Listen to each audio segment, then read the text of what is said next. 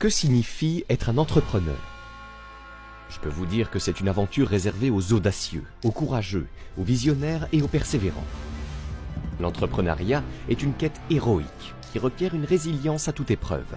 N'envisagez même pas de vous lancer dans cette aventure si vous n'avez pas mesuré l'ampleur des défis qui vous attendent. Il y a deux faces à la médaille de l'entrepreneuriat. Il y a les paillettes et le glamour que tout le monde voit, et il y a l'envers du décor où se jouent les véritables batailles.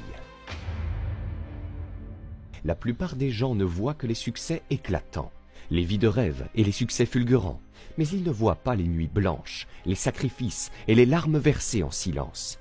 Ceux qui sont prêts à se battre, à se lever plus tôt, à travailler plus dur, à rester concentrés, à payer le prix fort, à persévérer et à mener à bien ce qu'ils ont commencé, sont ceux qui triompheront. Si vous aspirez à devenir un entrepreneur, sachez que vous devrez être un leader. Le monde a besoin de plus d'entrepreneurs créatifs, résilients, passionnés, engagés et audacieux. Ce dont nous n'avons pas besoin, c'est de quelqu'un qui arrive avec une idée géniale, mais qui manque de passion, de ténacité et de courage pour mener son projet à terme. Nous n'avons pas besoin d'une personne qui commence quelque chose pour l'abandonner au premier obstacle. Ne me dites pas que vous voulez dominer une salle si vous n'avez pas la passion qui vous anime. Ne me dites pas que vous voulez être un entrepreneur disruptif, prêt à bousculer les codes et à défier le statu quo si vous n'avez pas cette flamme intérieure qui vous pousse à aller de l'avant. Peut-être que vous traversez une période difficile en ce moment. Peut-être que vous vous sentez perdu ou découragé.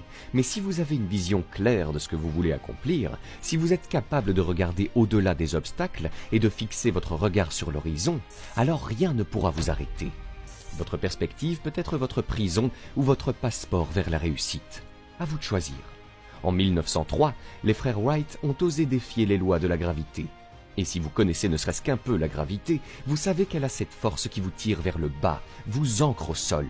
Elle semble vouloir vous empêcher de prendre votre envol, de vous arrêter dans votre élan. De la même manière, si vous croyez en quelque chose, la gravité, métaphoriquement parlant, essaiera de vous tirer vers le bas, de vous retenir et vous défiera de vous lever et de combattre. Votre perspective peut être votre prison ou votre aile qui vous porte. Pour ma part, j'ai fait le choix de défier les lois de la gravité, tout comme les frères Wright. Ils ont conçu et construit le premier avion plus lourd que l'air, le faisant voler 4 fois le 17 décembre 1903, près de Kitty Hawk en Caroline du Nord, à environ 4 miles de là. Je crois fermement que les possibilités sont notre destinée et que c'est la peur qui nous maintient cloués au sol, emprisonnés par l'idée de l'impossible. Laissez-moi vous dire quelque chose que personne d'autre ne vous dira.